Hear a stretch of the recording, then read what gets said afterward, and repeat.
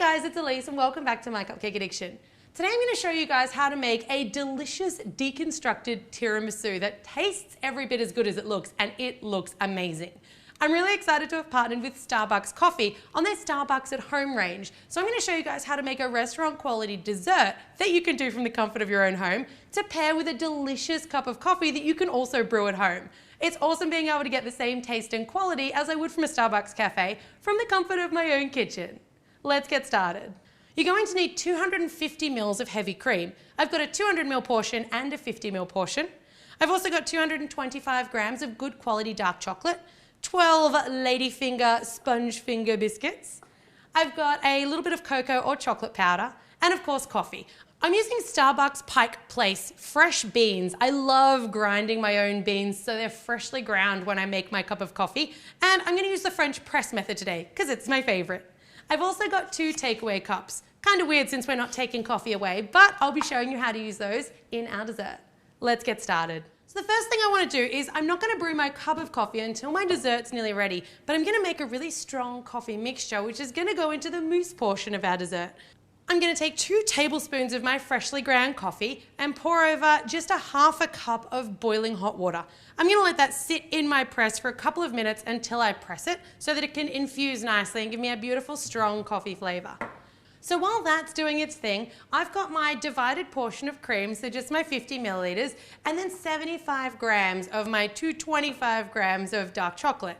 I'm going to pour that cream directly over the dark chocolate, and we're going to microwave that on 30-second intervals until it is completely smooth and glossy and there are no lumps or bumps. So you should have a really nice, smooth flowing chocolate syrup. And now that our coffee's had about 10 minutes or so to stand, I'm going to plunge it. And then I'm going to pour it into one of my coffee mugs and I'm going to put it in the freezer to let it rapidly cool. This one's going off into the freezer until it's completely cool to touch, and I'm also going to let my chocolate mixture just sit at room temperature, again until it's cool to touch. Coffee and chocolate are both cooling, so I've got my melted plain chocolate. This is not the chocolate with cream in it. This is the other 175 grams of just melted dark chocolate. I'm going to take my 2 takeaway cups, and you can see I've picked relatively small-sized cups, and I'm going to pour about half of my chocolate into each cup. All right, now you want to take your chocolate and just tilt it around the outside edges. Now you don't want these to be too thick, so I like to kind of drip out a lot of my excess chocolate so that I've got a really nice sort of a fine, thin edge. And then just to neaten off the top, I'm just going to run a knife right around. These ones are going to set in the freezer. I want to set them in the freezer, A, so that I get to my dessert quicker, but also so they're really nicely set and that chocolate contracts away from those takeaway cups, making them really easy to get out without cracking.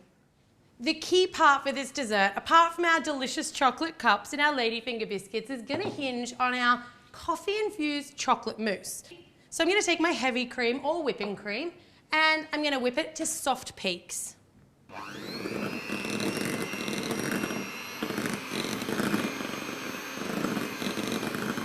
So a soft peak is when your beaters just start to leave their beater mark in the cream. You can see there it's definitely got a lot more body, but it's still just running or falling straight off my spatula.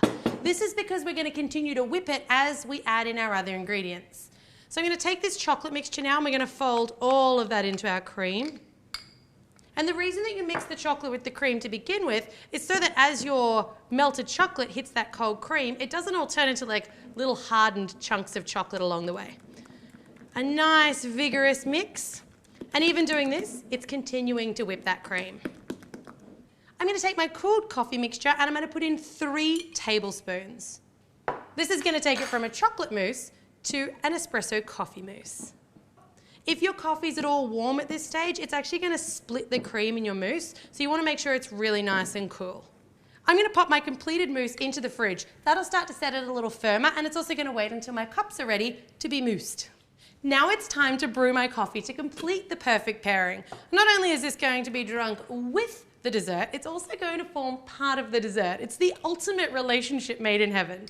So I'm going to make enough for 2 cups of coffee, and I'm just making mine as per the packet directions. French press style again. And then I'm going to let that sit and infuse for about 10 minutes before I plunge for maximum flavour. We can start getting ready to put our dessert together now, and of course presentation is everything. We don't want to go to all this trouble to make the perfect cup of coffee and the perfect dessert and then just serve it on any old plate. So the first thing that I'm going to do is take a few of my coffee beans and just kind of put them in one corner of the plate.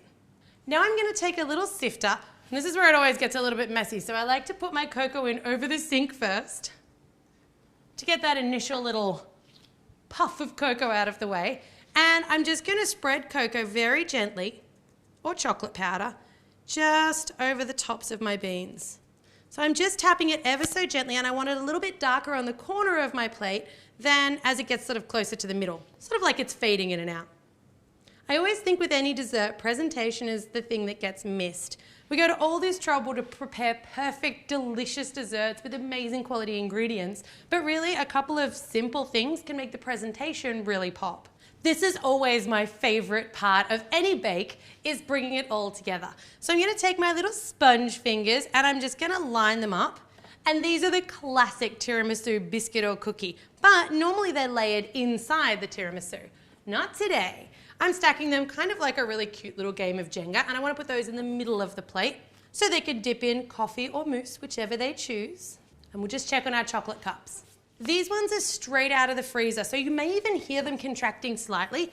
Using these paper cups means that I can just gently push the base and slide out your gorgeous little chocolate cup.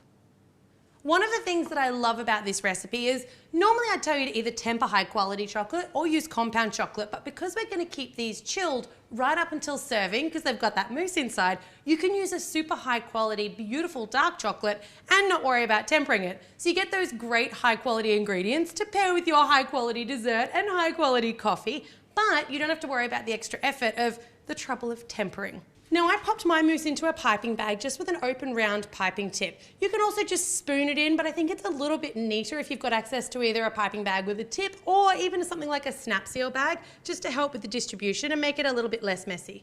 Make sure you divide evenly here. We don't want anyone missing out on any of that mousse. Beautiful. Those are our chocolate cups filled with that beautiful espresso mousse. A couple of cute little gold spoons. You can use any spoon. I'm just trying to team with the theme here. And then the very final thing we're going to do is take that freshly brewed coffee. I'm going to press through the French press. Tiramisu and coffee is literally the best combination in the world. Be careful not to get any coffee drips on your beautifully presented plate. And we've made deconstructed tiramisu. You've got espresso mousse in an edible, beautiful dark chocolate cup. You've got your lady fingers there that we can dip into the coffee and then into the mousse. You've got the beautiful crunchy chocolate around the outside that you can break off as you're eating.